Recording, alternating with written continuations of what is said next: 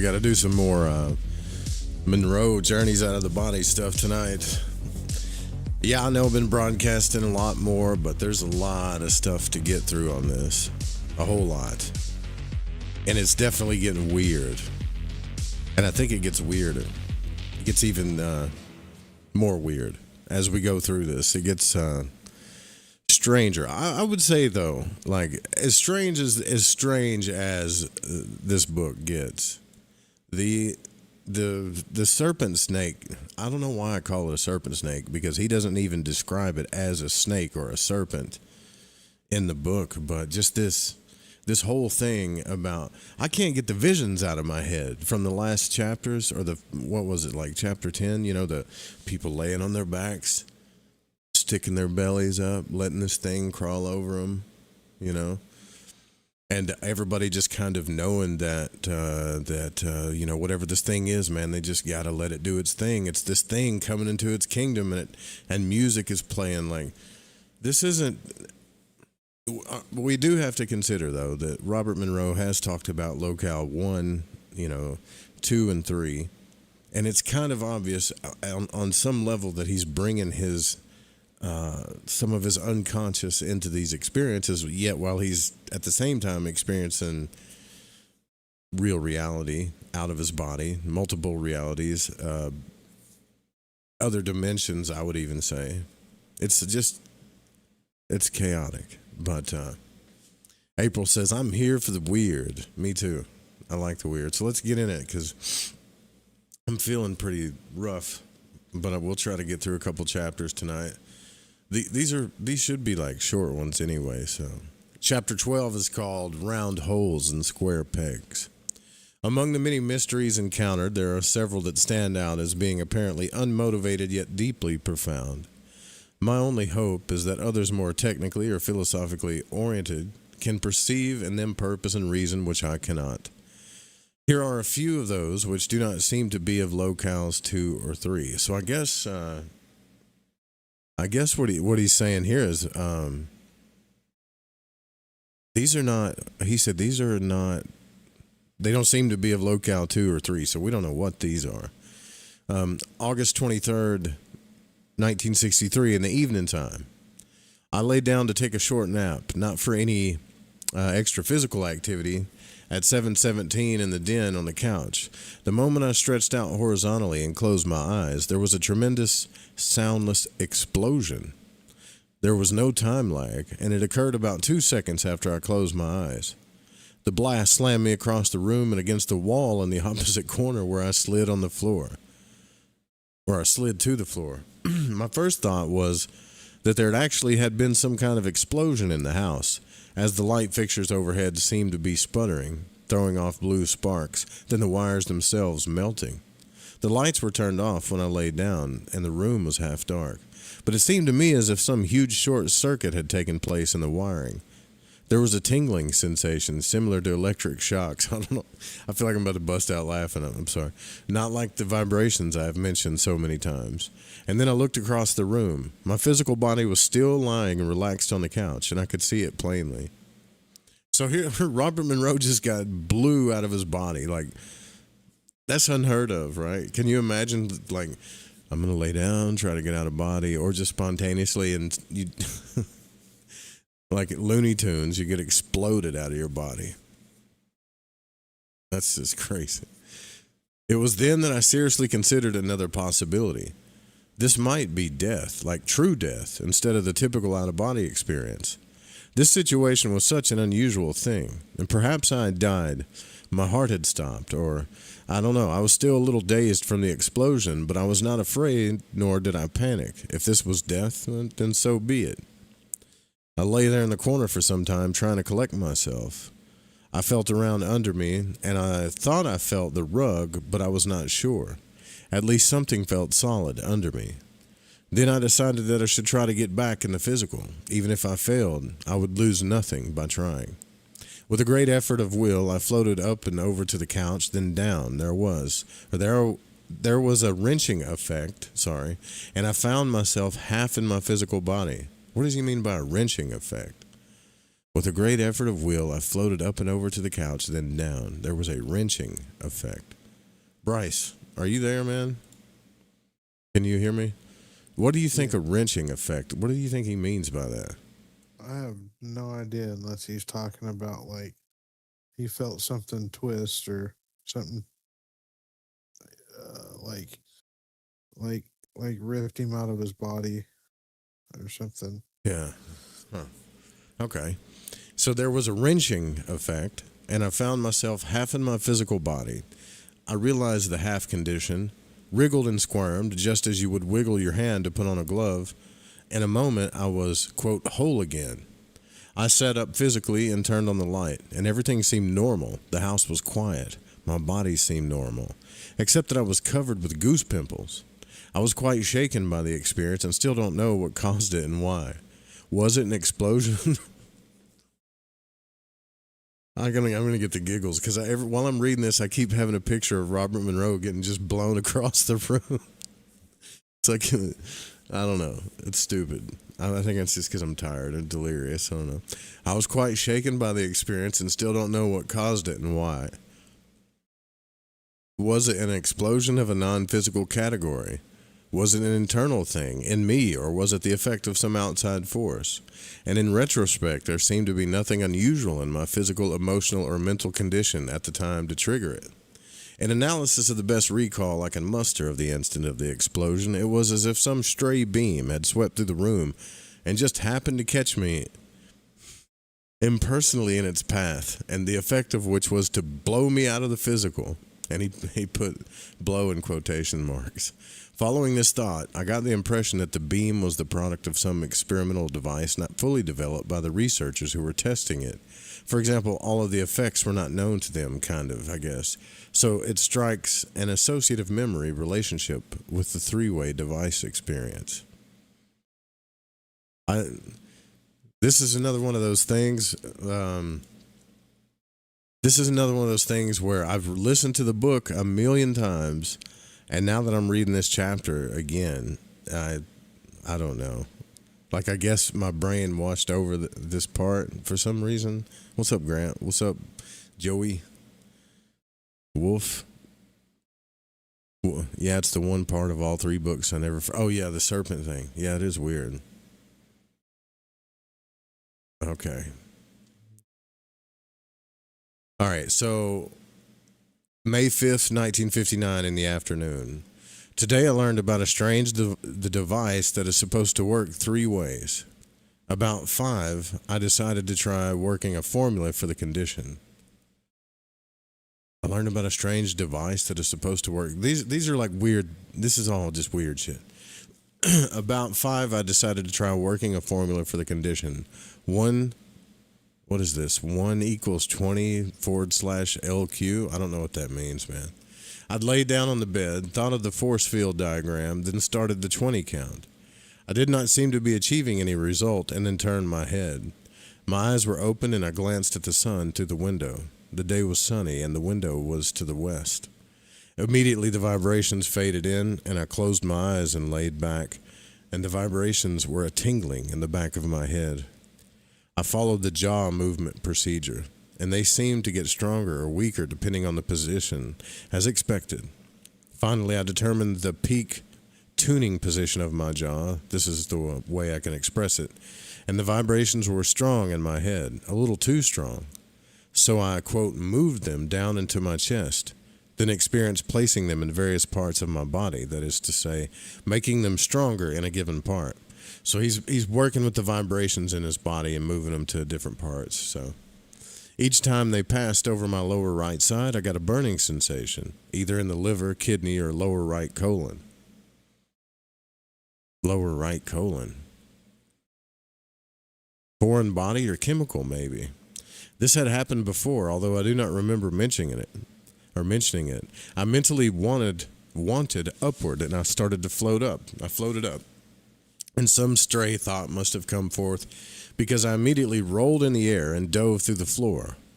I momentarily heard a band playing, like turning past a radio station on the dial. And then I was standing in an unfinished house with no windows installed as yet, and materials and scraps lying around on the floor.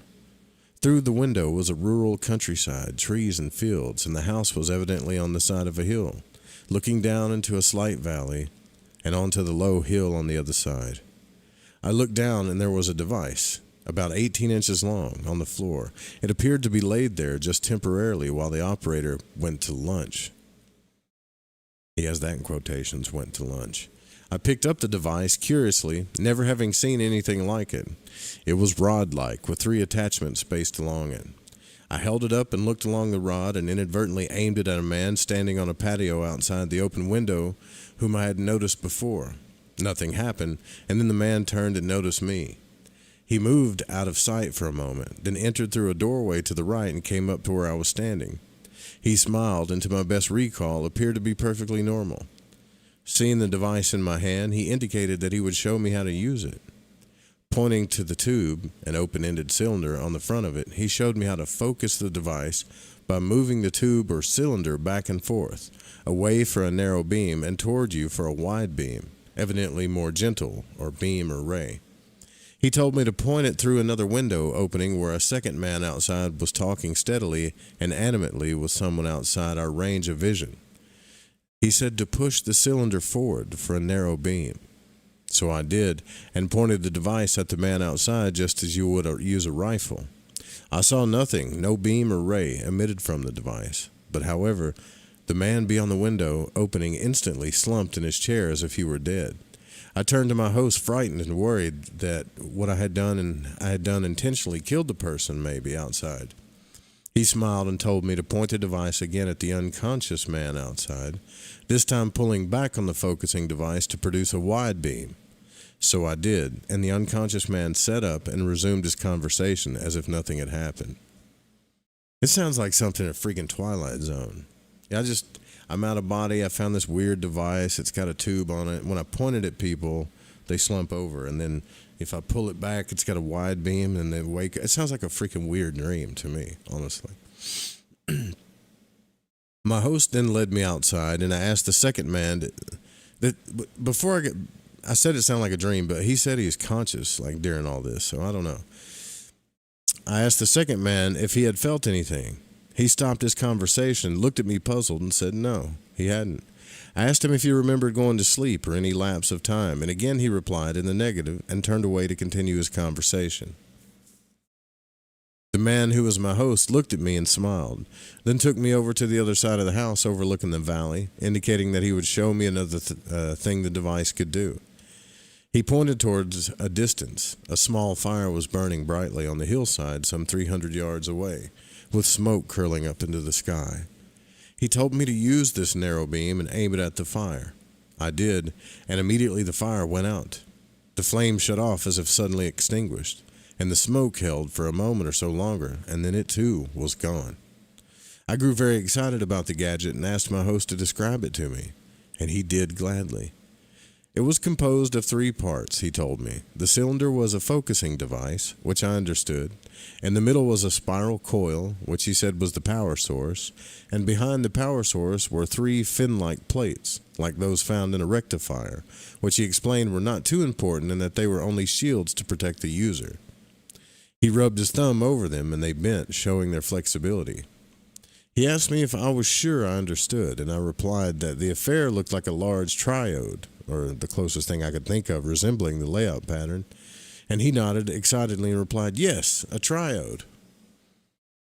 Feeling that I had to go and couldn't stay longer, I thanked him for all the information, and he said he would see me again and he has unremembered here. He doesn't know or remember what he said. So my mind recognized the place evidently, and I said, yes, the Cadena Azul. This was a product of my South American visit, and it seemed a natural way to say whatever I was trying to say, Blue Network. My host started to nod yes, then gave me a blank, uncomprehending look, and I realized that my impression was right, but that he didn't understand the Spanish term. I then went back to the unfinished room and took off upward with a stretch leap. What the hell is a stretch leap? See, he doesn't talk about any of this stuff. He doesn't say, here's how you do a stretch leap or here's the jaw techniques. He's just saying, I took off with a stretch leap. I went up what seemed to be only 2 or 3 floors, then stopped. The place looked like my office room, but was empty. No furniture, no couch, dust on the floor and windows, and no physical body. I realized this was the wrong place, or maybe the wrong time, but that where I wanted to be was still up. So I started up again through the ceiling, and after 8 or 10 floors, emerged in my proper office room, sank down into the physical body, had a little difficulty with one arm, and then merged completely. I sat up, opened my eyes. The clock indicated 1 hour, 5 minutes time lapse. I sketched the device, then started these notes. A device that puts people to sleep, wakes them up, and puts out fires. And someday, I'll try to build this device. So sometimes I think just because this guy's having like a out-of-body experience or whatever doesn't necessarily mean that he didn't slip into a dream, you know? What's up, Pound Town? Pound Town. All right. February 11th, 1961. Nighttime. And I thought I had made a normal return to the physical. I opened my eyes, and I was in a strange bed. A strange woman was beside the bed, and she smiled as she saw me awaken. An older woman stood behind her. They expressed happiness that I had finally come to, and that I had been ill for a long time, but that now I would be all right. They helped me get out of bed, and I was dressed in some sort of robe, like a dressing gown. Their dress seemed normal to me, and I knew for sure I wasn't the person they thought I was. I tried to tell them this, but they only humored me and seemed to think I was still in some form of delirium.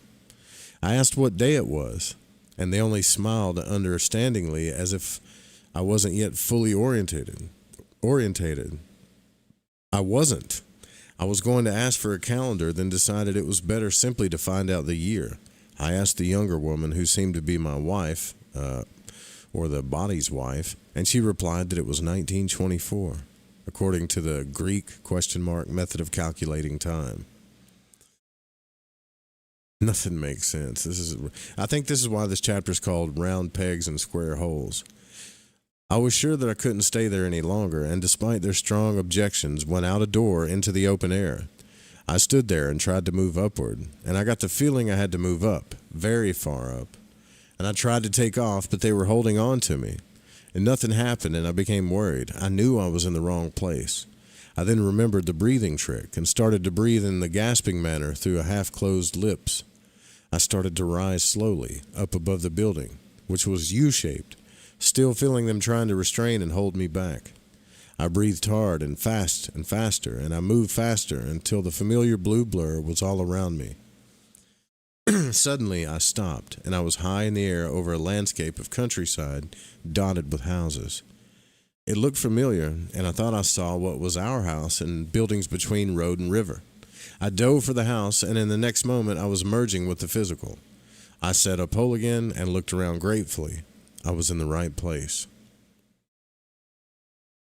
You know, if you notice how he just throws shit in here, like the blue stuff that was around me, it's almost like when you have a dream and there's parts of the dream that you just know about, but when you wake up, you're like, I don't know what any of that crap was about, you know. Not saying it's a dream. I'm just saying it just seems like it's getting mixed in there. August 17th, 1960, nighttime. This was a misdirected attempt to understate my incalculable margin. I went through the 120 LQ procedure at around 11:30 p.m. in the bedroom. I went out with the thought of visiting Agnew Bonson and started out on the window type of trip, but returned to the physical almost immediately. I started on the wind-blown type of trip? What does that mean? But returned to the physical immediately, or so I thought. I wasn't lying in bed, I was standing.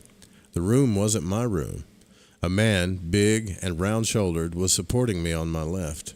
He was much taller than I, and his shoulders seemed to glisten. Holding me up on my right was a young girl. They were forcing me to walk around the room, and I was having difficulty walking, so they were half supporting me under each arm. I heard them comment about my hands. that there was something wrong or unusual about them. They were not unfriendly, but I knew positively that I was in the wrong place, and I kept my head, luckily, and employed the stretch and shot up out of wherever or whatever I was, and after only a moment or two, merged again with a physical body. I looked around carefully, physically, before I moved, and I was back in my own physical body, my own bedroom. It was a long time before I turned over and was able to get to sleep. Yeah, he should have called this chapter like really weird, strange out-of-body experiences that make absolutely no sense. Or round pegs and square holes, I guess. Okay. November 23rd, 1960, nighttime.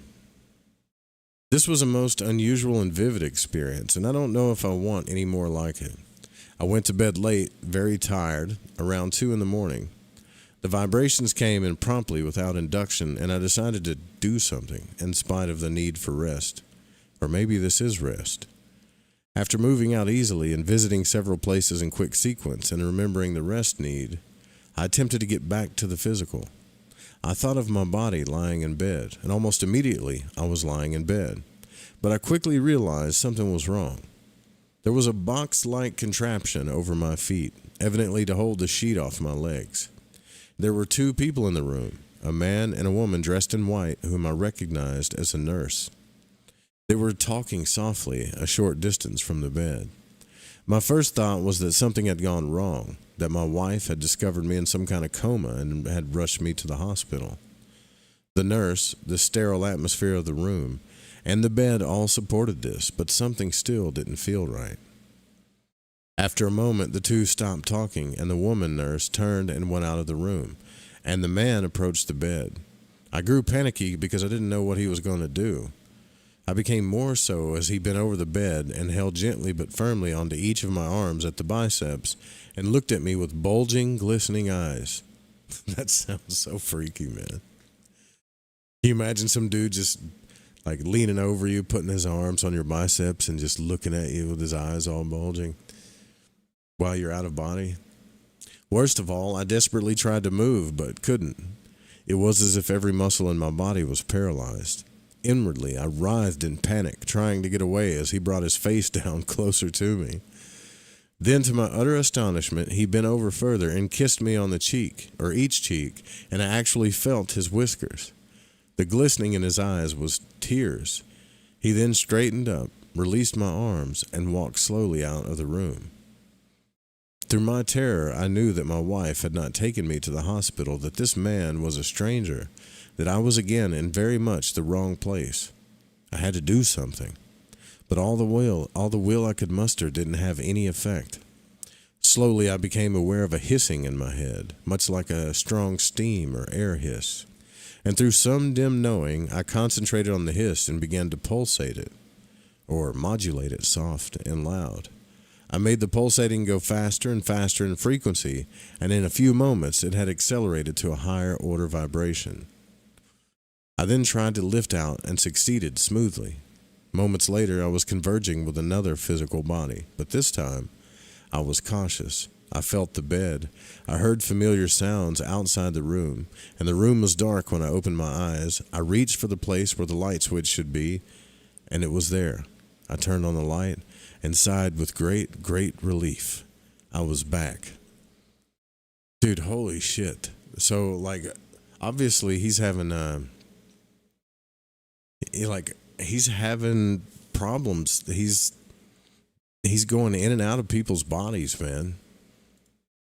I mean, this is what it sounds like he's saying. Like, he's freaking out because he's getting out of body, then he ends up somewhere in some other bed, and he knows he's not supposed to be there. So yeah, that's just weird. All right. Let's see. June 7th, 1963, nighttime. After some time, I started to leave, and outside the house, I met a woman who was flying also. And she reminded me that we would be late in getting back, where I don't know, and that we might have trouble getting in. Then we approached what seemed to be a large institution or hospital.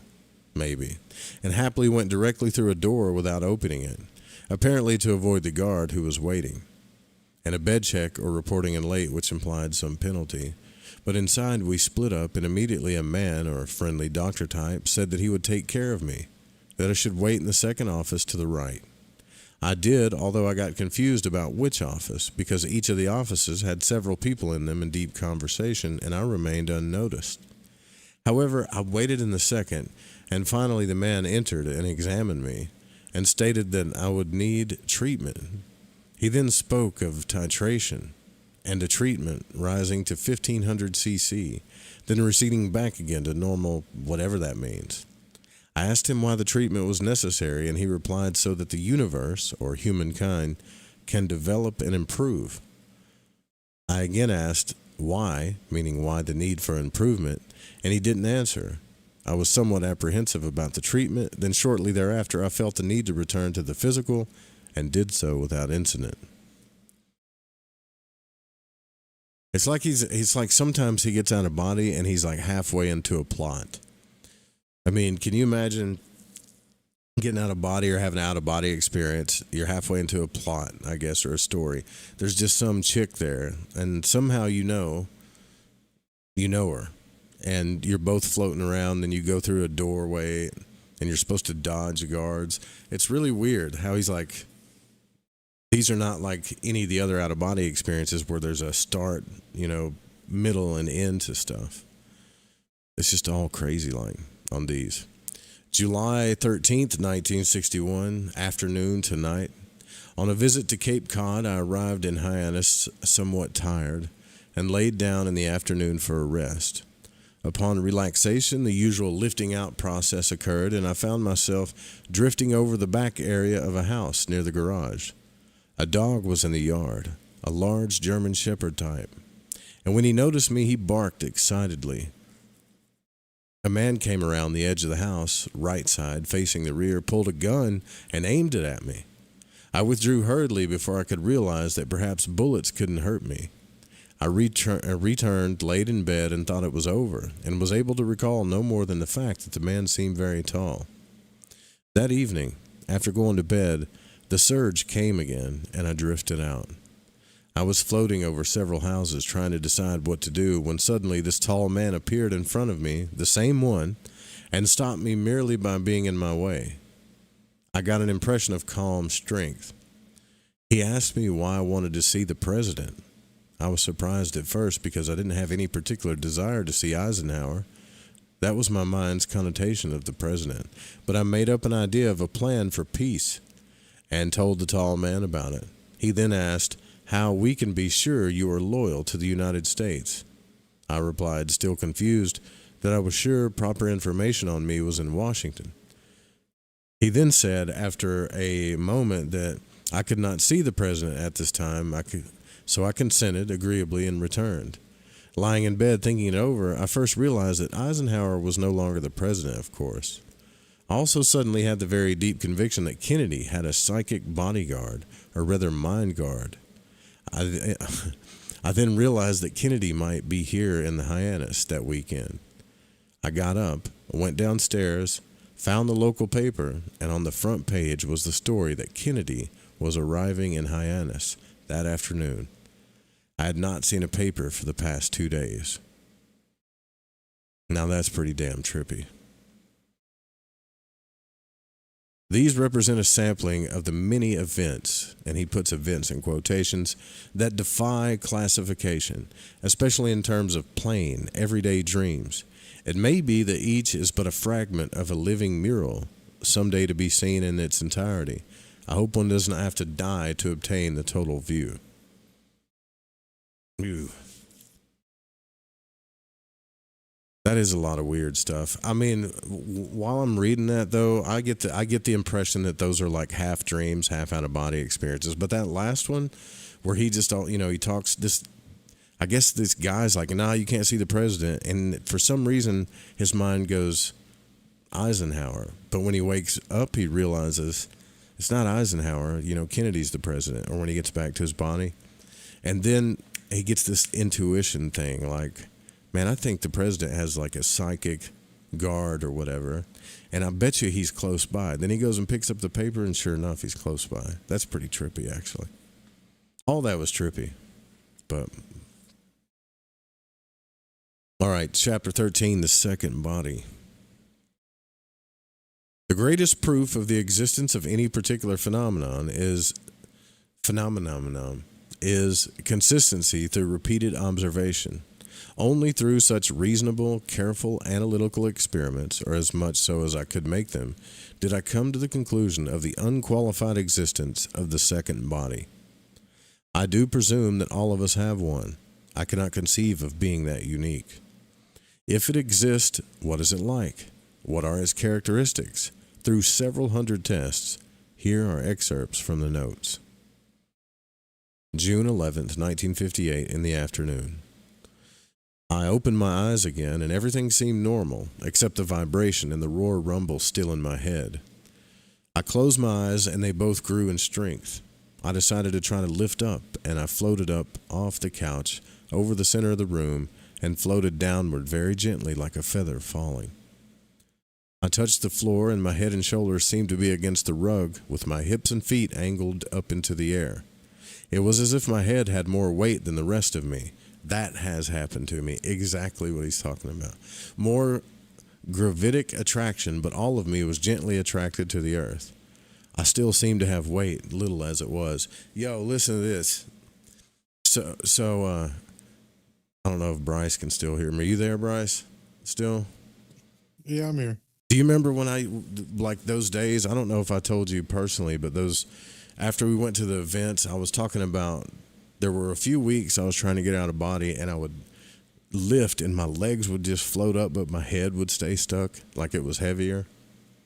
Yeah. You remember? I do remember that. Man, Yeah. that was the trippiest thing. It's like you could literally feel your second body like floating up, and your feet just kind of going into the air, and my ears would pop. Like my head was heavy, and my fucking ears would just pop, excuse my French, would just pop from it, you know. Yeah.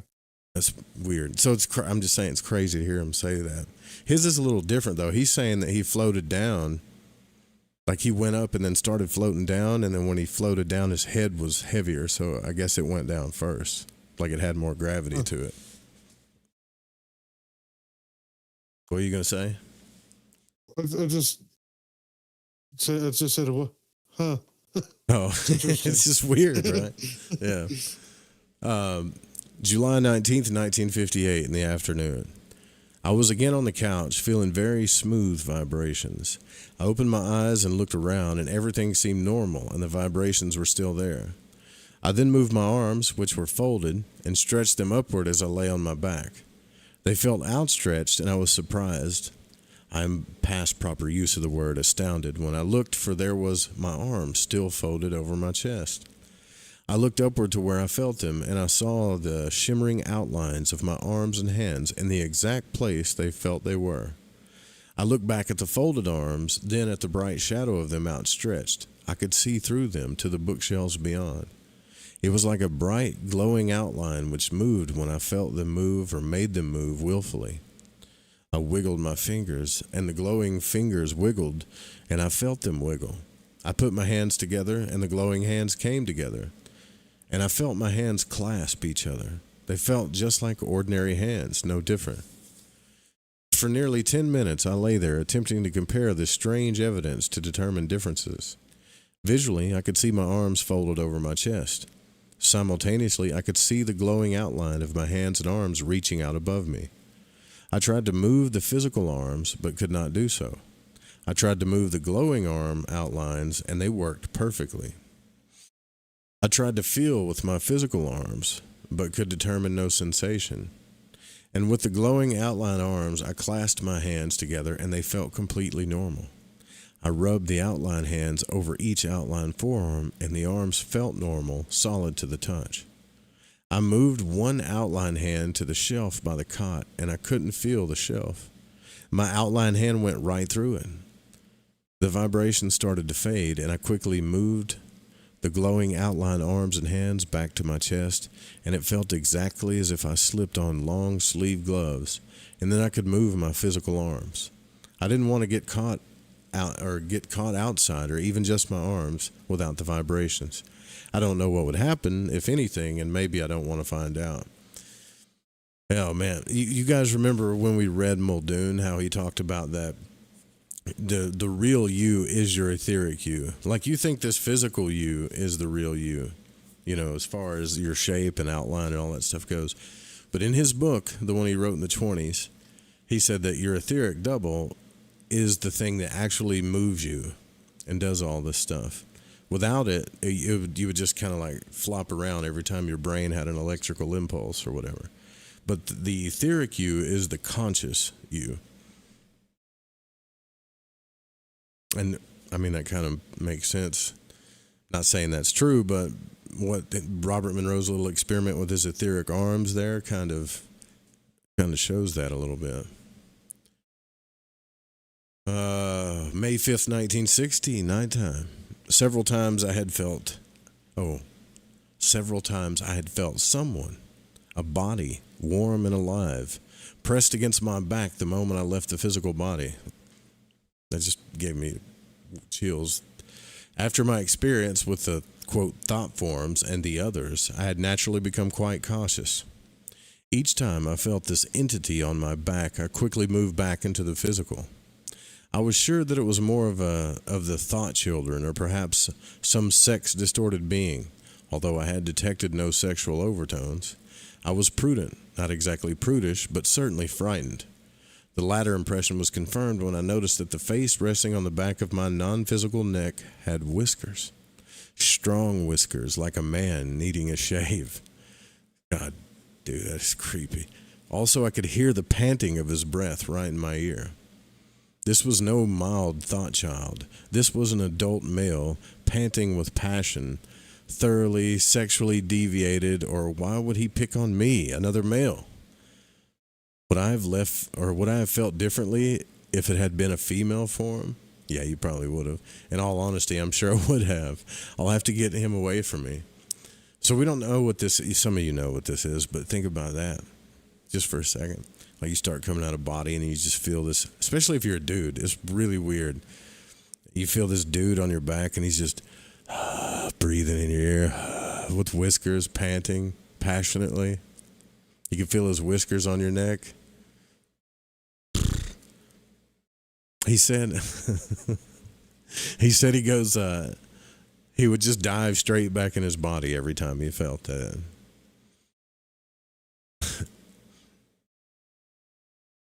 Better give anything for a good night's sleep, yeah.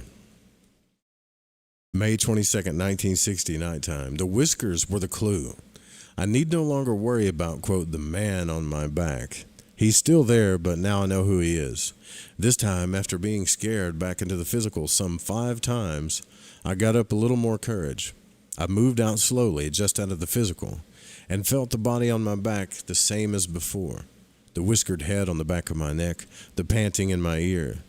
Carefully, so the movement would not be taken as a hostile one, I reached back and moved the palm of my hand over the face behind me. Oh, that's creepy. It had whiskers, and they were very real. The panting continued, and the body stayed there pressed to my back. So I re-entered the physical. I sat up physically and thought about it. And as I did so, I pensively moved my hand across my chin. I needed a shave, I thought. Absently, then stopped. I rubbed my chin again. The feeling was too familiar. Just exactly the same as when I rubbed the chin of... Could it be?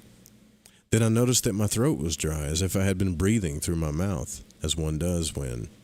There was one way to find out. I lay down, and after a short while, I was able to generate the vibrations. Slowly, I moved out of the physical. Yes, I felt it. There was the body again, the whiskers against my neck, the panting in my ear.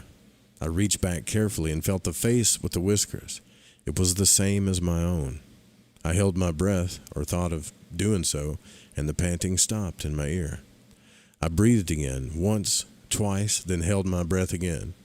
The body behind me panted in the exact synchronization. The warm body clinging to my back was me. I went back into the physical, sat up, and thought about it. The question is, which was which? Thinking it over, it seemed that the one in the back, the one I could hear and feel, was the physical I, and the I in the front was the mental or real I. I assumed this because the physical sensations and related actions were in the rear body, while the thought was in the front I, confusing but very real. From then on, I had no problem when I experienced the sensation. Speak of people being afraid of their own shadows, damn.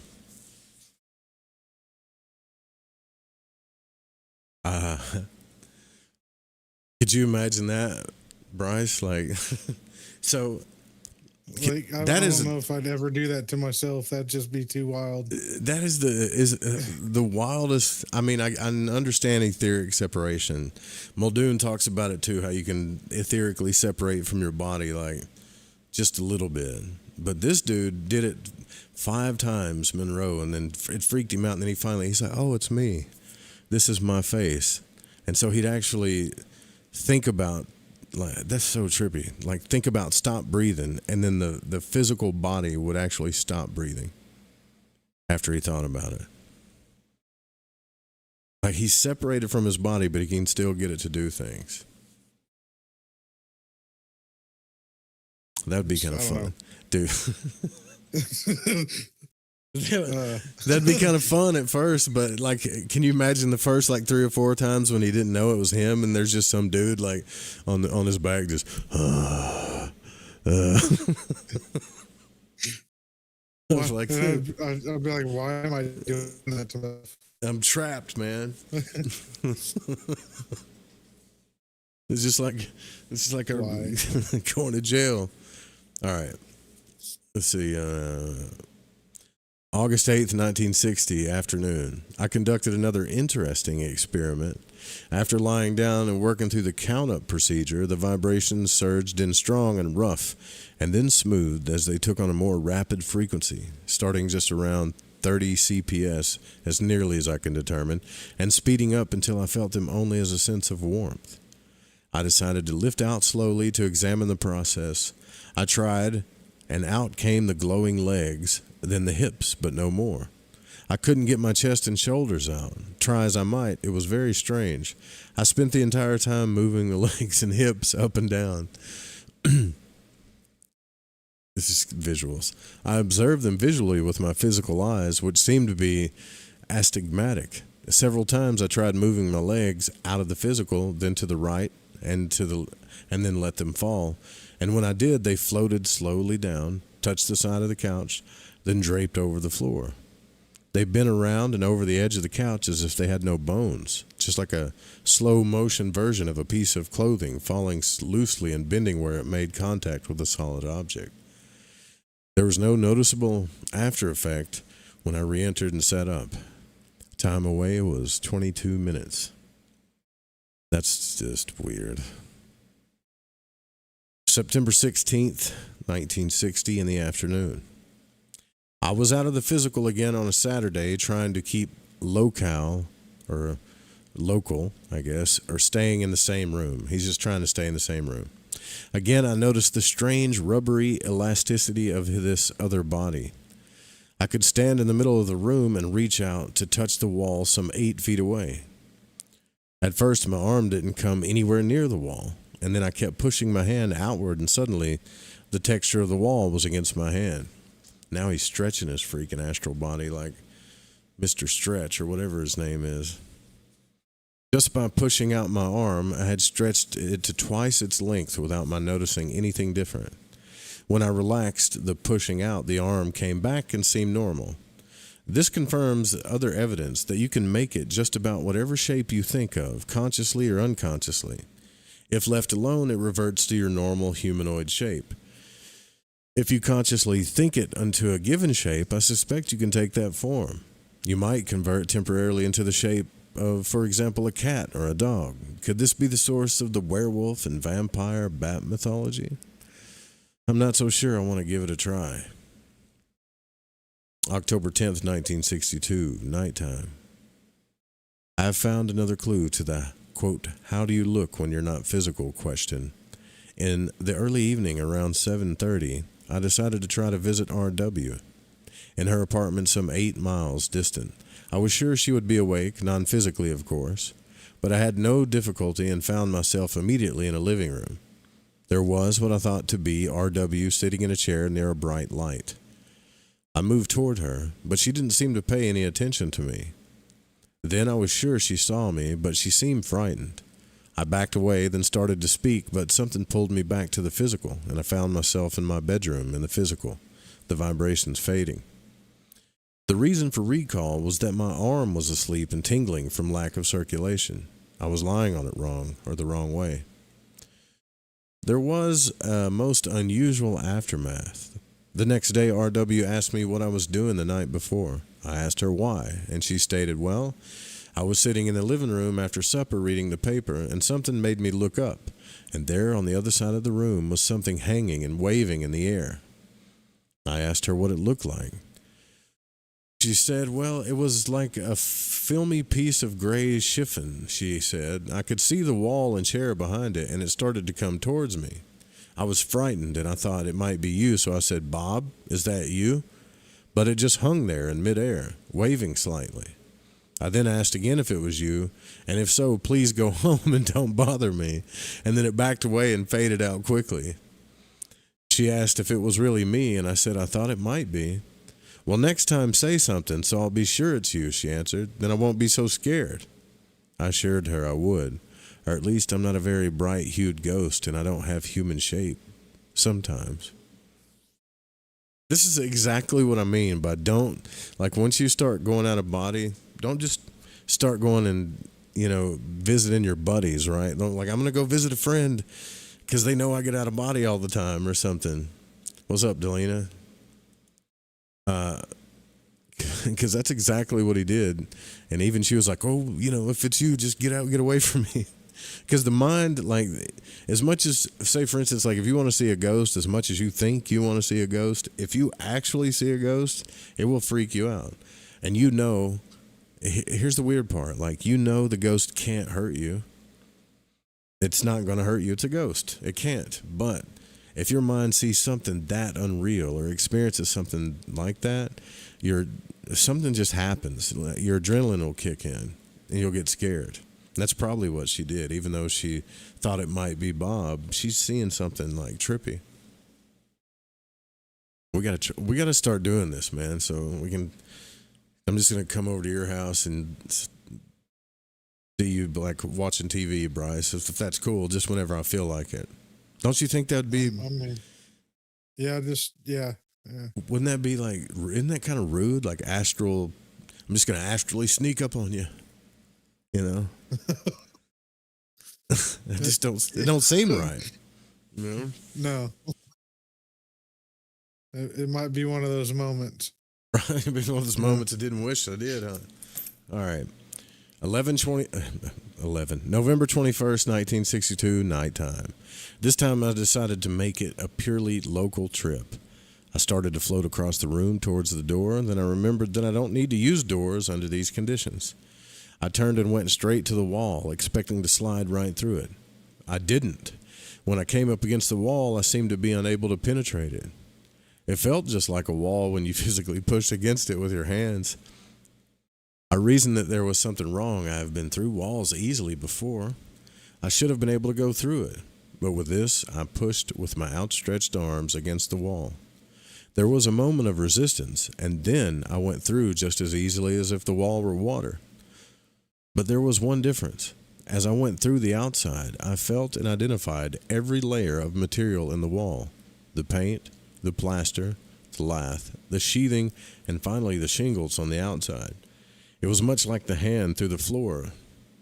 Why the unusual resistance at first try? I'm trying not to giggle while I read some of the stuff. I just have visions of him I'm going to fly through the wall, then whack. And he's just I guess you're still kind of stuck in your mind, and your mind makes certain things real too, But then, he slowly pushed his hand through it. All right, February 15th, 1963, nighttime. This was a most unusual experiment. After lifting out easily and holding control in the same room, I finally got up the courage to go back and carefully examine the physical body remaining on the bed. I started down slowly, reaching out in the semi-darkness. There was only light from the twilight through the windows, and I couldn't see too well, and perhaps this was good. There is some kind of revulsion about seeing your own physical body. I reached down carefully to touch my physical head, and my hands touched feet at first. I thought I had drifted somewhere else, and I felt my toes. My left big toe had a thick nail due to a long ago mashing by a dropped log. This big toe, my left one, did not. Oh shit. I felt with my hands to the right foot. The big toe on the right foot did have the thick nail. Everything was reversed, like a mirror image. I felt up the body slowly, and from the toe on, I couldn't tell if it was reversed or not. The point is, I could feel the physical. My hands didn't seem simply to go through it. It was very eerie to feel my face with closed eyes as if I were another person. I got close enough actually to see the face. It was I, all right, but just a little distorted. Either that or I'm a lot less acceptable looking than my ego and pride will admit to. I never have thought myself to be handsome, but at least I thought I was a little better than this. Strange the reversal, though. Floating in half darkness, I could have swung around to become disoriented maybe. But the thick nail was on the right foot instead of the left. I must examine this further. Come on, man, that's pretty weird, right? To me, it's weird to get out of body, float above your body, and just start examining yourself. And I mean, I guess I could see that. I'm a little vain. You know, just look at your face and just look how handsome you are. And just finally get to really look at you and just, damn, you're a handsome devil. But it's still weird. It's creepy. But what's really strange about that is he knows that, I think I got this right. So he knows that he's got a mashed toenail on his left foot. But when he goes to examine his body, the toenail is actually on his right foot, not his left foot.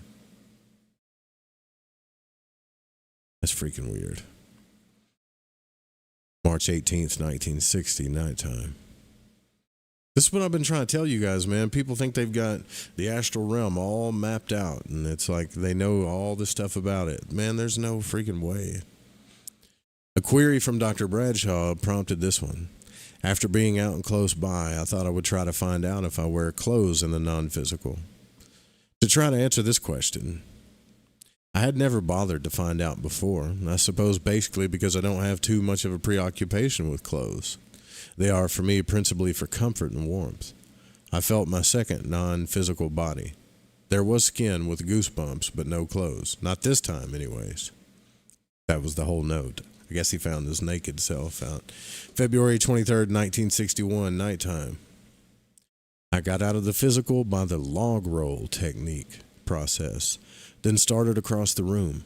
Something seemed to be holding me back. It was like trying to walk slowly in water, pulling with arms and legs and getting nowhere. Suddenly there was a tug at my back, not painful, but a tug, and I cartwheeled backward in an arc, feet overhead, and re-entered the physical. I sat up physically, and someone was knocking at the door. It was my daughter. What was it that pulled me back so definitively? The cord I have read of, the silver cord. He put the cord in quotation marks.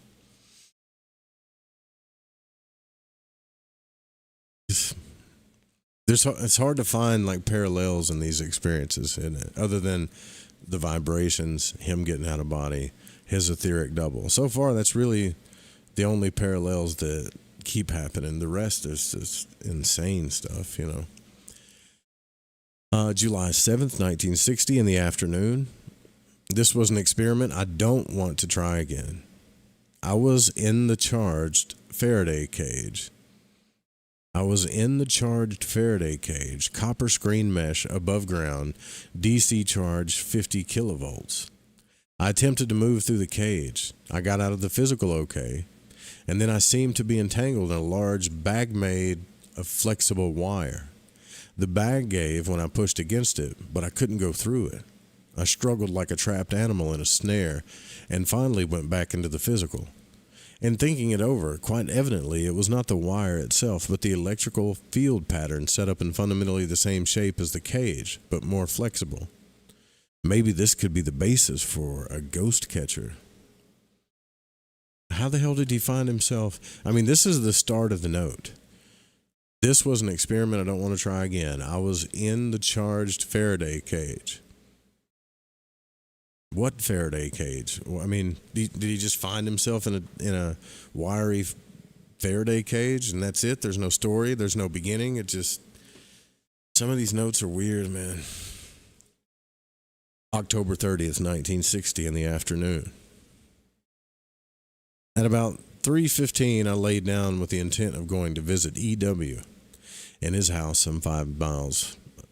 After some difficulty, I managed to move into the vibrational state, then out into the room, away from the physical. With a mental aim at E.W., I took off and moved slowly, comparatively, and I suddenly found myself over a business street, moving slowly about 25 feet above the sidewalk, just above the top edge of the second-story windows. I recognized the street to be the main street of the town and recognized the block and corner over which I passed. I drifted along over the sidewalk for several minutes and noticed a filling station on the corner where a white car had both rear wheels off it in front of 2 open grease rack doors. I was disappointed in that I had not gone to E.W., my destination. Seeing nothing else of interest, I decided to return to the physical and did so without incident. Upon return, I sat up and tried to analyze why I had not gone where I intended. On an impulse, I got up, went down to the garage, and drove the 5 miles to this town, or to his town. My thought was at least to make the trip profitable and check out what I saw. I got to the same corner on Main Street, and there was the white car in front of the 2 open doors. Little evidential pieces like that help. I looked up at the approximate position I had been over the sidewalk and got a surprise. At just about the exact height I had floated over the sidewalk were power primaries containing fairly high voltage electrical currents. Do electrical fields attract the second body? Is this the medium through which it travels? Tonight, I finally reached E.W. at home. It seems that my aim wasn't too far off. At approximately 3:25, E.W. was walking down Main Street, and I was following directly over him, as nearly as we can figure. Oh, so he was there. That's pretty cool when you get out of body and then go verify it. That's like the coolest shit ever, actually, I think. Okay. January 9th, 1961, nighttime. In response to a question brought up in discussion with Mrs. Bradshaw, I decided to see if there truly was a cord between the physical and the second body. In the past, I hadn't noticed any, if there was, except for an old tugging action at times. With this in mind, I went through the memory procedure, and the late afternoon near dusk, I worked out of the physical via axis rotation and remained in the room several feet up and away from the physical. I turned to look for the cord, but it was not visible to me. Either it was too dark or not there. Then I reached around my head to see if I could feel it coming out of the front, top, or back of my head. As I reached the back of my head, my hand brushed against something, and I felt behind me with both hands. Whatever it was extended out from a spot in the back directly between my shoulder blades, as nearly as I can determine, not from the head, as I expected. I felt the base, and it felt exactly like spread out roots of a tree radiating out from the basic trunk. The roots slanted outward and into my back, down as far as the middle of my torso, up to my neck, and into the shoulders on each side. I reached outward, and it formed into a cord, if you can call a 2-inch thick cable a cord, but it was hanging loosely, and I could feel its texture very definitively. It was body warm to the touch and seemed to be composed of hundreds or thousands of tendon-like strands packed neatly together, but not twisted or spiraled. It was flexible and seemed to have no skin covering. Satisfied that it did exist, I took off and went. The basic characteristics noted have been confirmed many other times in various ways. Still, there appears to be no method to validate such evidence except by personal experience and observation by others. Perhaps this will come in time. Let us see, then, what we have learned from the preceding. First, the second body has weight as we understand it. It is subject to gravitational attraction, although much less than the physical body. The physicist might explain this, of course, by saying that it is a question of mass, and anything that can interpenetrate a wall must have so little density as to be able to sift through the space between the molecular matter structure. Such little density implies very little mass, but it still may be matter. This is further supported by the half-out experiment, where the legs and hips were separated, then allowed to drift downward and drape over the bed. The low-density mass fell as a feather would fall. Pushing through the wall may be an example also. The initial resistance may be caused by some form of surface tension, vibrationally speaking, which, once broken, permits the less dense mass to pass between the wall molecules. Perhaps some speculative physicist can take it from there. Second, this second body is visible under certain conditions. To be visible, it must either reflect or radiate light in the known spectrum, or at least a harmonic in this area. And based upon the report in the arms and legs experiment, I seem to be viewing radiated light, but only around the perimeter of the body form. The rest was invisible under daylight conditions. It must be considered, too, that my perceptual and sensory mechanisms may or must have been in some heightened or altered condition which made this, quote, seeing possible. The gray chiffon seen by R.W. under artificial light and in a fully conscious state may be something else again. From the description, this may fall in the reflected light category. Taken as reported, there evidently are conditions where a fully conscious observer can be visually aware of the presence of the second body. What such conditions are, I do not know. Third, the sense of touch in the second body seems to be very similar to that in the physical. When the hands felt each other, the sensations seemed identical. The same seemed true in the report of the search for the cord. The hands could feel and touch the non-physical self, and it was flesh touching flesh according to the sensory receptors, with the exception of the hair follicle type of skin protuberances. It says protuberations here, but I said protuberances. Also, there are indications that the non-physical hands can touch the physical body, with much the same result as witnessed the experiment with the return for direct examination, beginning with the toes. This is borne out again in the, quote, man on the back experience, where I felt the physical body in direct proximity with the non-physical parts of the body other than my hands. It would seem that in a so-called local condition, the second body can perceive and touch physical objects as well. Fourth, the second body is very plastic and may take whatever form is suitable to or desired by the individual. The ability to stretch out the arm to 3 times its normal length points to such elasticity. Extrapolated, one can conceive the entire non-physical travel as the incredible stretching out of some substance emanating from the physical. The snapback to the physical, when the desire or will to stay out is terminated, lends credence to the idea. The appearance of the second body as a waving piece of filmy cloth defies analysis of any kind to date, but may again indicate plasticity. If no special form is transmitted by the mind or will at any given moment, we can assume that the familiar humanoid shape is maintained through some automatic thought habituality. Fifth, there exists the possibility that the second body is a direct reversal of the physical. This is supported by the log rolling, rotational separation, and by the experiment involving the exploration of the physical body as it lay inert on the couch. There was the head-to-foot discovery, which may well be explained by the dislocation in semi-darkness. However, coupled with the big toe identification, it deserves consideration. There are suggestions of this in other reports, which were relegated initially to disorientation and purely subjective responses. This reversal concept may be in some way have an association with antimatter theory. I'm not familiar with the antimatter theory, but I'll look into it, I guess.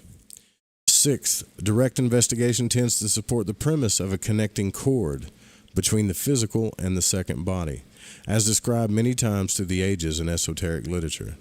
What purpose is served by this connecting link is at this time unknown.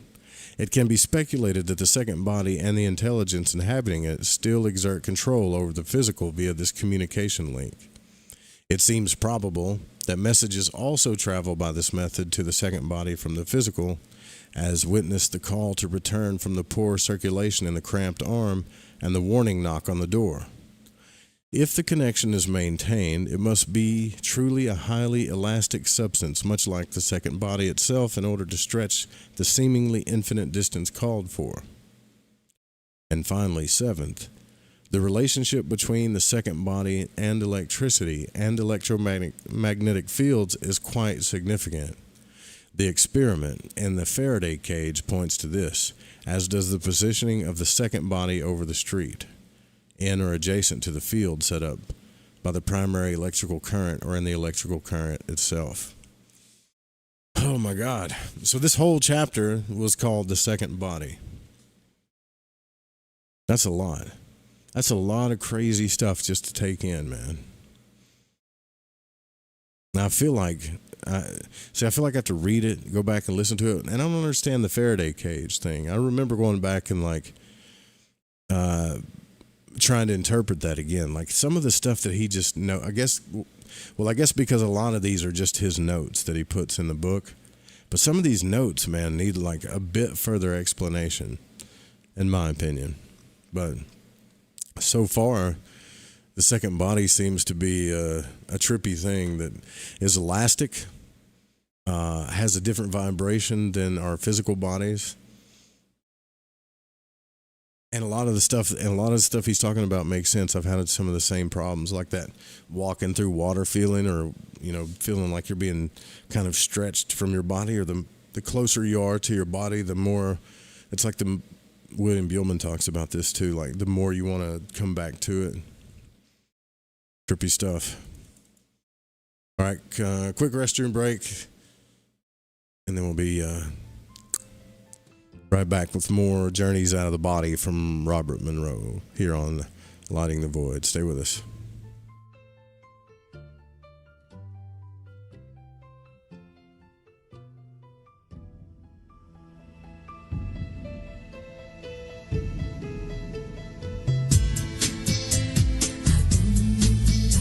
There's some Art Bell for you.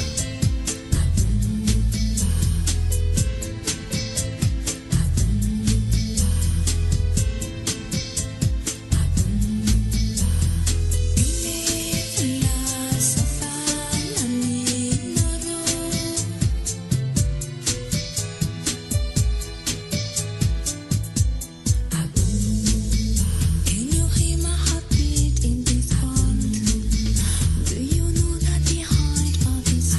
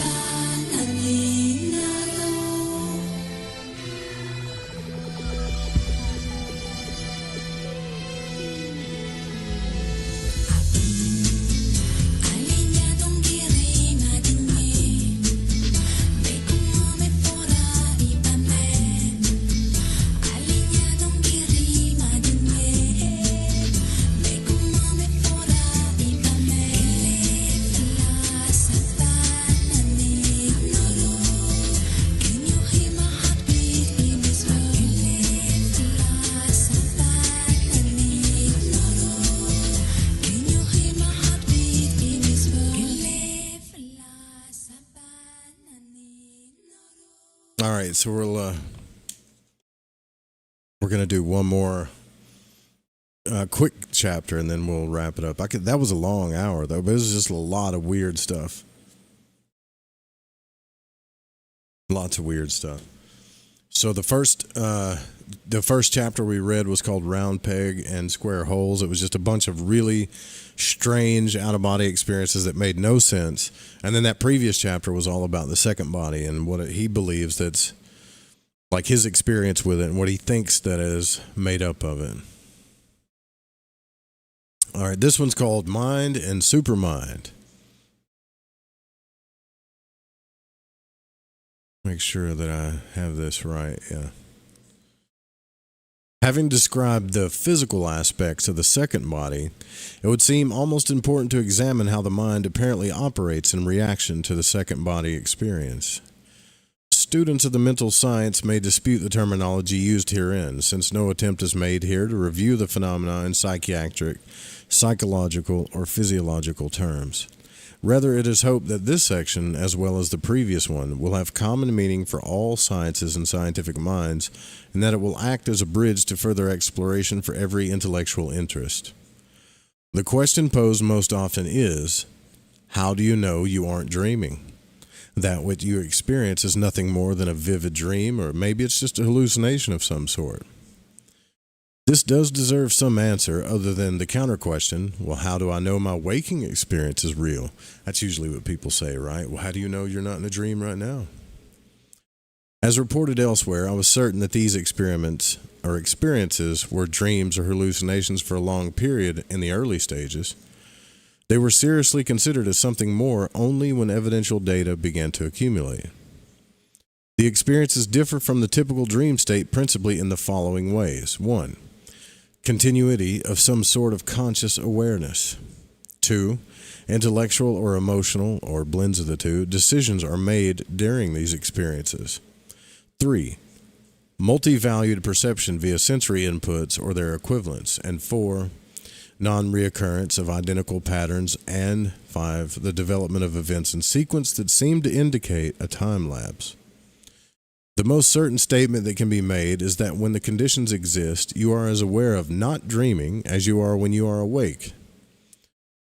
That's a really good way of explaining it. The same standards of wakefulness can be applied with the same positive result. This is what is so disconcerting in the early experimentation. The duality of existence is completely contradictory to all available scientific training and human experience. Again, the ultimate proof of such affirmation is to experience oneself in this state of being. Is this a product of self-hypnosis with attendant or post-hypnotic suggestion? Quite probably the method of induction and establishment of the condition relates to hypnosis in many ways. Hypnosis itself is a phenomenon. My brain can't say that word right now. Phenomenon of which very little is understood. Suggestion, as employed in hypnosis, may be part of the activation process.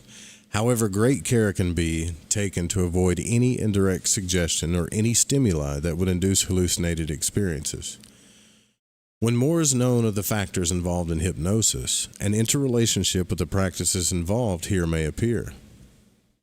Yeah, hypnosis is pretty powerful. If the mind does not act differently, what are the points of diversion? Generally, it seems that the conscious mind, or the entirety of the individual, gradually passes through a learning process. In retrospect, the effect is an evolutionary adaptation and acceptance of the conscious mind into a regulated portion of a whole, or relegated portion of a whole.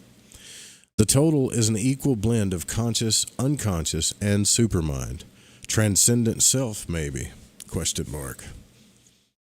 So the total is a blend of your consciousness, your unconscious, and the supermind. All are fully aware of the others. However, this amalgamation is effective only in the second state. If it continues in the physical environment, the effect is noticeable only to a limited degree. In the earlier penetration into the second state, thought and action are dominated almost entirely by the unconscious, subjective mind. Attempts at rational understanding seem buried in an avalanche of emotional reactions. All primary subjective drives are strongly evident, demanding to be heeded and are satisfied. It is impossible to deny their existence. Basic fears which you believe to be erased are the first to come forth. These are followed or joined by the equally strong drive for sexual union, which will be examined elsewhere. So you got the fear barrier, and then you go into the sexual union barrier. And remember, he's talked about earlier how he had to kind of like pass through these phases to get going where he needed to go. Together, these present two solid strikes against continued development of the second state. Throughout mankind's history, fear and sexuality have been the major motivating and controlling characteristics in all forms of social organization. Yeah, that's still going on to this very freaking day. It is therefore understandable that they play such a vital part in the second body or second state. Slowly, the conscious mind begins to act upon this apparently unorganized, illogical mass to bring order and objective perception into it. In the beginning, it seems as impossible or an impossible task. In the later stages, the conscious mind develops a symbiotic relationship with it. Only rarely do matters get out of hand. This is not to say that the conscious mind is in full control in the second state. Rather, it is merely a modulator of a master or driving force. Who is the master? We'll call it the supermind, soul, or greater self. The label isn't important. It is important to know that the conscious mind automatically responds to commands of the master without question. In the physical state, we seem only dimly aware of this. In the second state, it is a natural occurrence. The supermind knows unquestionably what is right, in quotations, and problems result only when the conscious mind stubbornly refuses to recognize this superior knowledge. The source of knowledge of the supermind leads down many avenues, most of which seem beyond our conscious mind world perception. Heredity is the most acceptable of these and the most insufficient. With this continuing adaptation in progress, we can deduce certain observable premises. These lead to conclusions applicable to the second state environment. Thought action, synchronicity, whereas in the physical state, action follows thought. Here they are one and the same. There is no mechanical translation of thought into action. One gradually appreciates the existence of thought as a force in itself rather than as a trigger or a catalyst. It is primarily an emotional thought force, which is gradually molded into coherent action. It is the thought of the movement that creates the action. It is the thought of the person to be visited that determines the destination. Also, it is the supermind's needs that create movement into unknown areas, often without an immediate conscious awareness of the motivating forces. Don't burn. Thought patterns carried over from physical activities strongly influence responses in the second state of existence. It is astounding to discover how many small thought habits one has grown and how embarrassed one often feels at the automatic quality of them. Although no purely physical habits or needs or desires like hunger, pain, smoking seem to be carried over as such, minor annoying thought patterns and conditioning appears to confuse and divert attention. The exception to all of this is the sexual drive, and even this is tainted by artificial social standards and the habits they have produced. Here is an illustration of a minor habit carryover from the notes.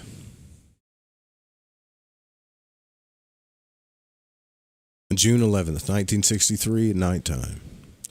When they came close to me, and again, he's just leading into the notes. Nobody knows who they are. We have no idea. When they came close to me, each taking an arm to lead me through the area, my hand went to my right chest pocket to feel if the bulk of my wallet was still there so that it would not be taken.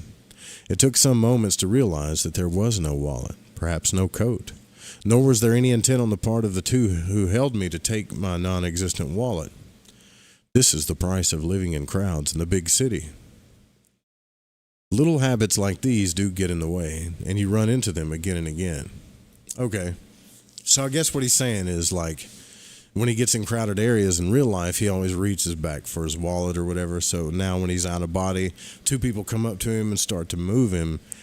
it's just like his natural habit to reach back for his wallet, even if he is in like astral form or whatever. I get what he's saying there.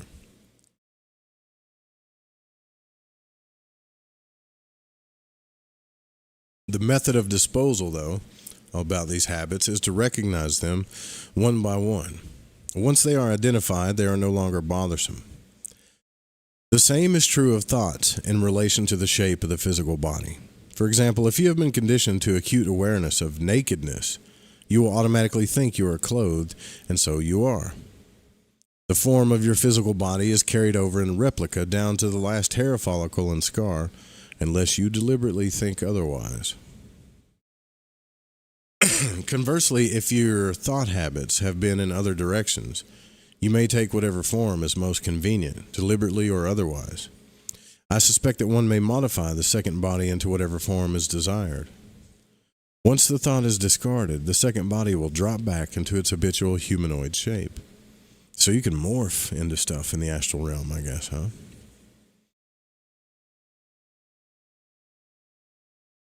This opens up some interesting speculation into man's mythology.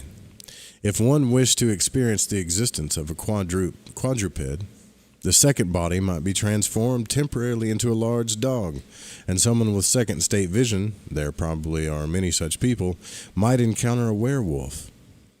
Or the fables of the half-man, half-goat horse could be the result of, one might think, wings and fly, and be transformed momentarily into a vampire bat. It seems less impossible when one experiments with the power of thought in the second state. I don't know. I mean, just because you can morph in the second state, like in your astral form, do you really think? I guess he's suggesting that all these like stories of vampires and werewolves came from that idea or something. But you can't. I mean, you can't see them unless you're in the astral, so it doesn't really make sense, in my opinion. To put it another way, there seems to be nothing that thought cannot produce in this new, old, other life. This invites a note of caution in large red letters. Be absolutely sure of the results you desire, and constantly in control of the thoughts you engender. Perception changes. This is the area of most significant yet most incomprehensible alteration. Because we have learned no other way of dealing with it, all sensory input is translated at first into terms and meanings appreciated by the five physical senses. For example, when one begins to see in this unfamiliar shape, the impression is that this seeing is much the same as optical reception by the physical eyes. Only later do you discover empirically that this is not the case. It isn't physical seeing at all. You learn that you can see in all directions at once without turning the head, that you see or don't see according to the thought, and that when examined objectively, it is more an impression of radiation rather than a reflection of light waves. The same applies to other physical senses. You believe at first that you are hearing people speak to you. Early, you perceive that no ear has received a sensory message. In some other way, you have received the message or thought, and your mind has translated it into an understandable word. Even touch seems to have the most definite relationship to its physical counterpart. Smell and taste have been conspicuously absent to date, though. Most interesting is the evidence that none of these modes of perception works wholly or automatically. You seem to be able to turn them on or off at will in the astral. There also seems to be a few new means of sensory input. One of these is identification of other human entities, living, dead, maybe. Not by how they look, but through an undisguised awareness of their prime personality habits and thoughts. This is most remarkable because it seems infallible, with the innermost self appearing to radiate patterns, much as the composition of a star or a piece of metal can be analyzed by its spectrograph. I suspect that such emanations cannot be shut off by the individual, so there can be no covering over the inner self to hide it from view. So I guess he's saying when he gets out into the astral, if he runs into a human, they have a certain, not look, but pattern, or maybe a composition to them. Another is the ability to communicate with others at a level above conscious awareness. This has been performed with living persons awake and asleep. It's quite possible that it also takes place among people living in the physical state who are completely unaware of it. In the second state, it is specific and utterly natural. There are many incidents reported in the notes of such communication while the other person is in conscious physical conversation with a third party. Yeah, like remember when he was talking to that one woman? So he went to this one woman's, I think he went to her house, and she was having a conversation with her niece and her friend or something that were at the bar, and yet a whole other part of her was having a conversation with Bob in the astral realm at the same time. The most frustrating part of this is that the communicant rarely has any memory of it afterwards. Also, it's only with difficulty that such contact is open with a person physically awake. It is like trying to rouse a person from a sound, deep sleep. It may be that this communicating portion of the mind is actually asleep during periods of physical consciousness. Free association or regressive hypnotic techniques should bring recall from such sources when needed. One problem is encountered periodically in perception during the second state. It may be more common in perception by physical means than has been reported and thus not unique. I refer to the question of the mind's identification of persons, places, and things which up to that moment have been unknown and unperceived previously. In the quest for evidential data and self-orientation, the mind seems to act strongly in response to an unformed thought command to identify without modification or equivocation. Therefore, when an unknown or apparently impossible situation, place, person, or thing is encountered, the mind comes up with some kind of answer rather than no answer whatsoever. Yeah, I kind of noticed that when he went and visited his neighbors, and the wife was handing out the mail, and I don't think his mind could come up with what it really was, so immediately it just spits out an answer: playing cards. Oh yeah, but it was really the mail. The answer takes the form of rationalization, if it can be called that, or more commonly, a search is made of past memories and experiences to produce proper identification. It compares the situation under which the object or action is perceived with past personal experience. If there is nothing to coincide exactly with the observed data, the mind invariably reports the most similar memory and states, "This is the object or action you are seeing." That's what it says. It is only after critical analysis that some semblance of what actually was perceived comes to light. There are many good illustrations of this phenomenon. One of the best is to visit Mr. Bonson's house in the morning. The mind having no reference in its memory of the object being placed in the back of the car. The Van de Graaff generator he was putting in his car, which identified properly its approximate size, the round wheel-like protuberance on a post, and the base platform, and reported erroneously that it was a child's automobile. The mind properly reported the boy and the baseball because this was a part of its memory bank data. However, it ran into a problem on the motion of Mr. Bonson in handing out the morning mail. I didn't know they were going to talk about that, but this was reported as dealing cards. But the mind was faced with the incongruity of playing with large white cards or letters at a table filled with dishes. The idea of card playing was the least impossible similar event in the memory association, so that was the unit retained. He's really, in my opinion, he's making this kind of a complicated explanation, I think. Bryce, you fall asleep? No, I'm still here. Do you get what he's saying? Don't you think he's overcomplicating this explanation, though? Yeah, probably. Or maybe he's just saying it better, and I would think it's complicated, right? Well, I get it, right? So, you have an out-of-body experience. It's not like you're actually seeing stuff with your eyes, your physical eyes, right? So your consciousness, what he's saying is your consciousness is experiencing what's happening at the place you wanted to visit, for instance. And if something's happening that doesn't make sense to the mind will automatically just say, well, this is what it is based on a past data bank or something, It's almost like when you're remote viewing, your imagination's trying to take over, but it's not really what you're seeing, Yeah. If that makes sense.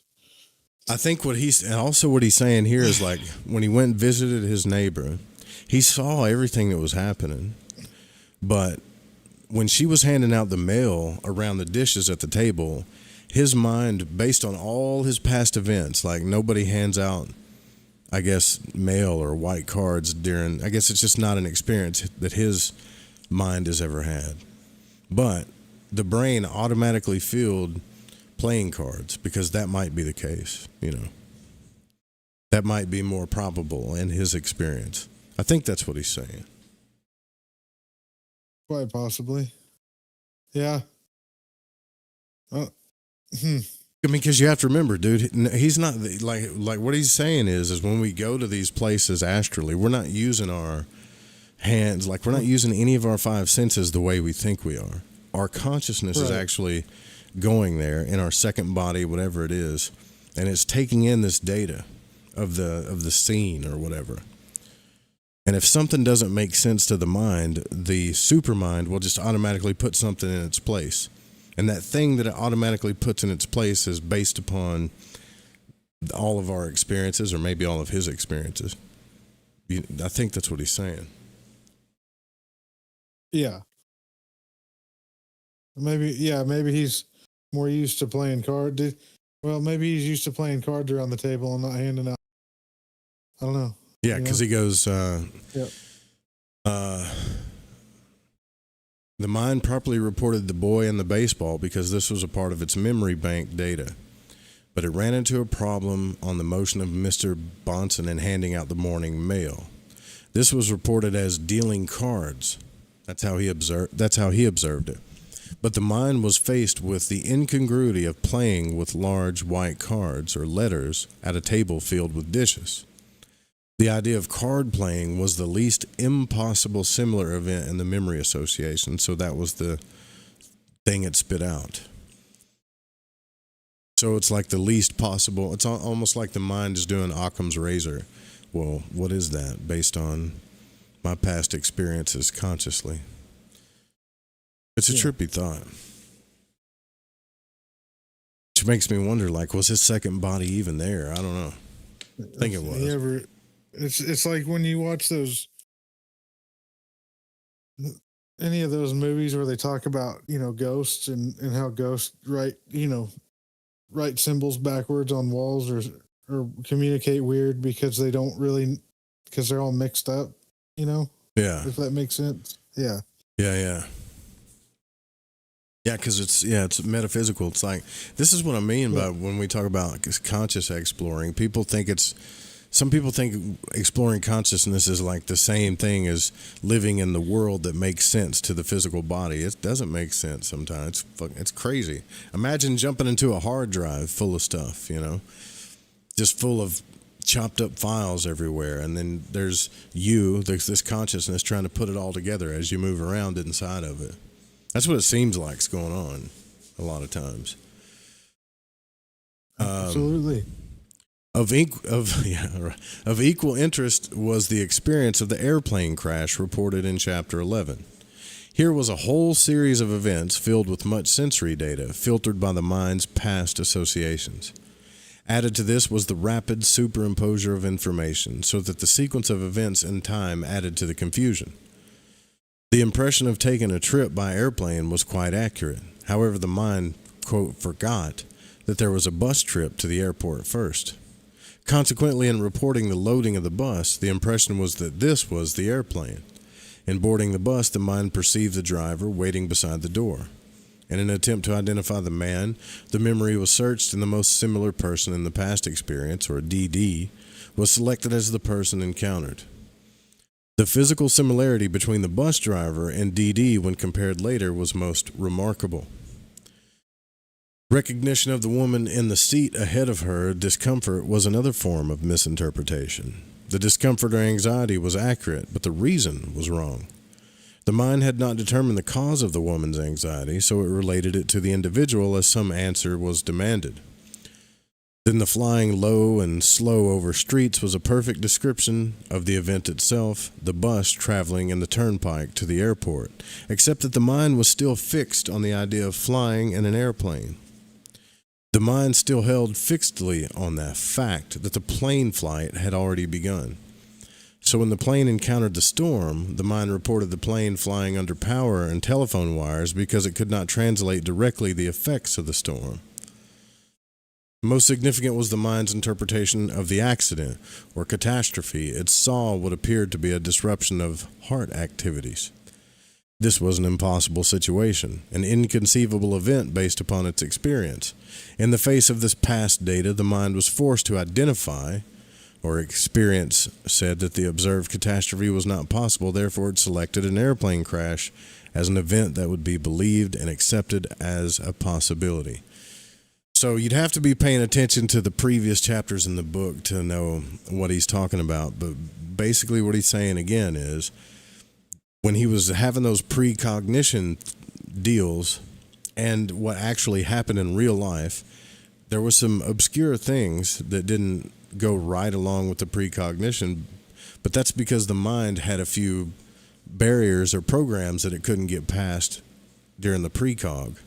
And it would turn it into different things. For instance, the electrical storm or the wires that he had to fly under in the precog dream really ended up being a storm in real life. And the crash that he had, or this crazy crash in the end, his mind or the supermind of him couldn't perceive him ever having a heart attack. In fact, he did state that the doctors told him you'd never have to worry about your heart. So the precog, just all it knows is there's some travesty of some kind.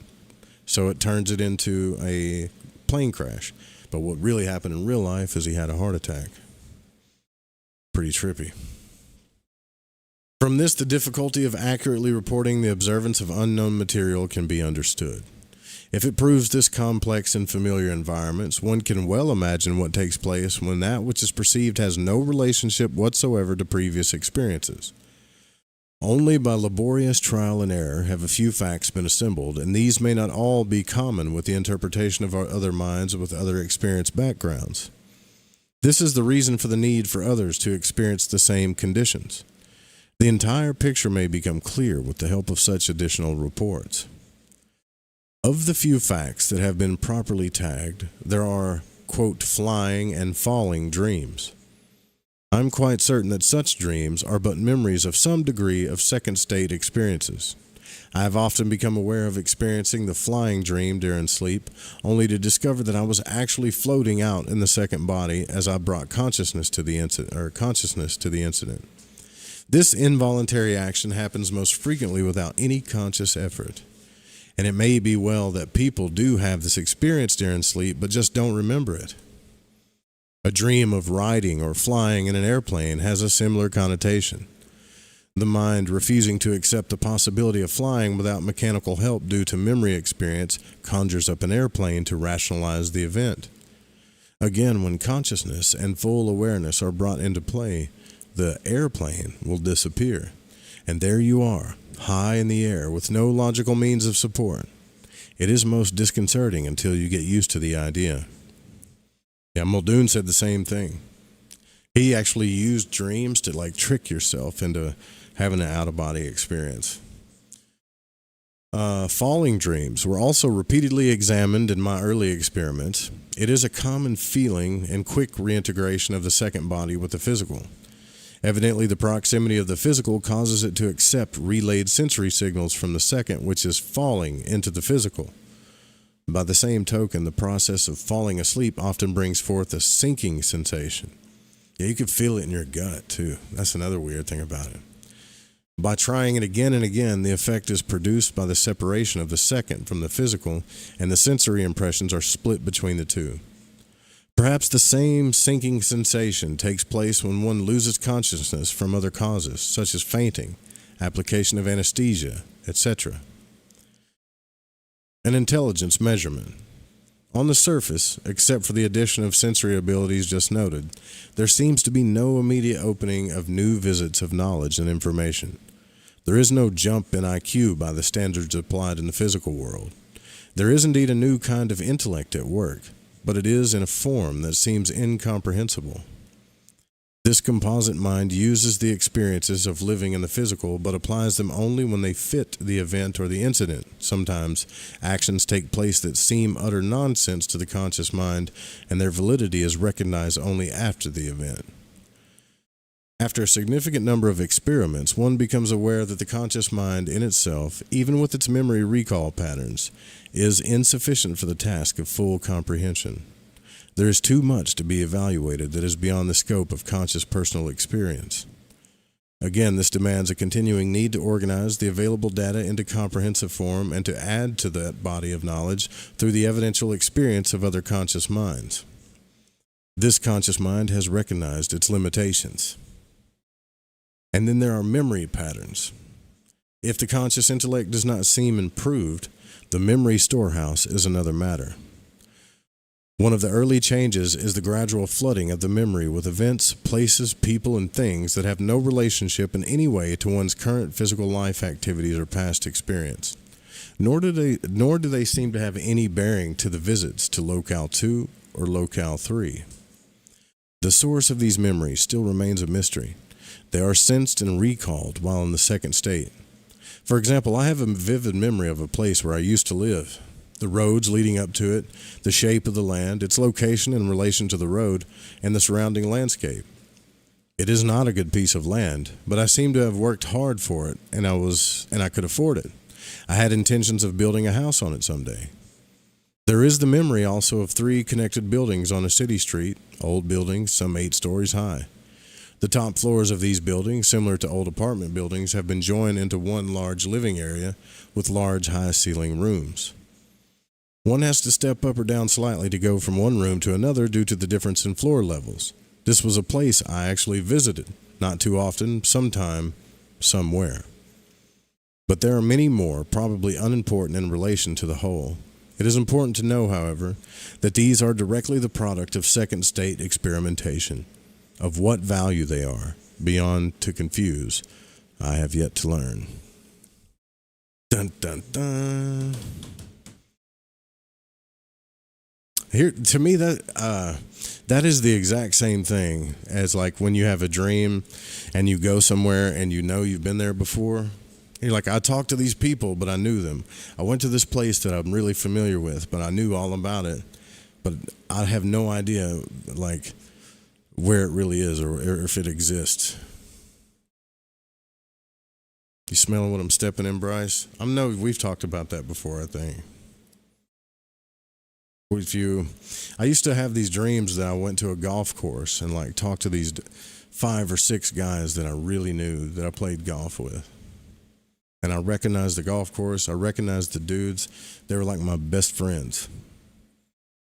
And I remember, but I still think it was a dream. I'm not sure. But I remember talking to them going, man, I really got to go.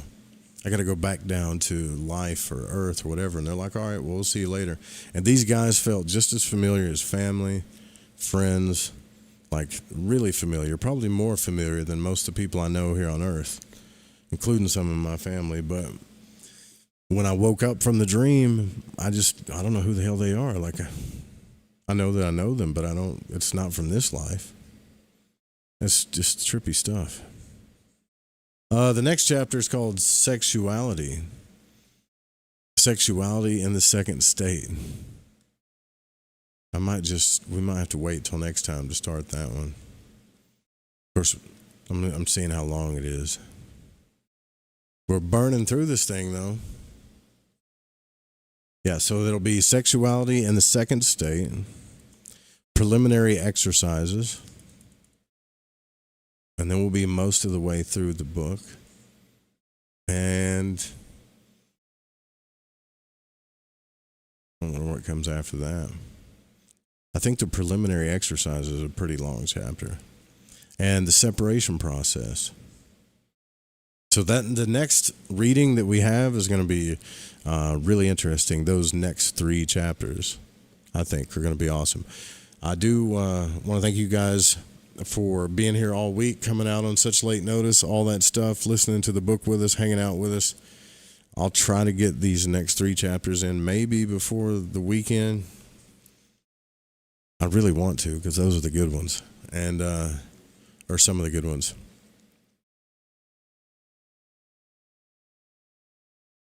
Anything else I'm trying to think of here? I don't think I have anything else I want to talk about. Nah. Good. We're good. All right. Thank you guys for I don't feel tardy. What do you mean, man? Did you just show up? Dean Bean Cooter? It's all right. I haven't, like, this is the first time I've even done more than like one or two broadcasts in a week in a long time. But I haven't been this excited about anything in a long time, to be honest with you.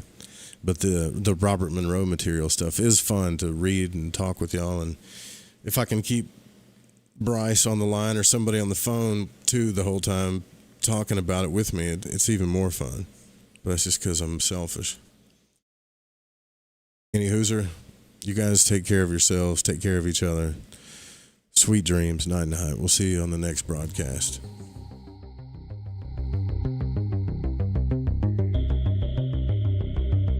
Dean Bean Cooter.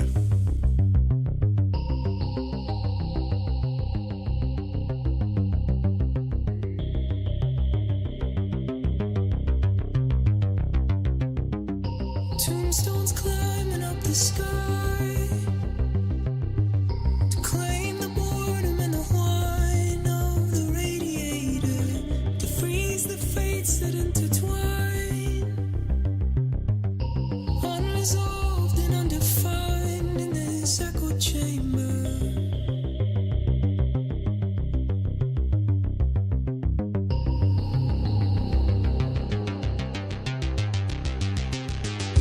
Once you've given up the ghost,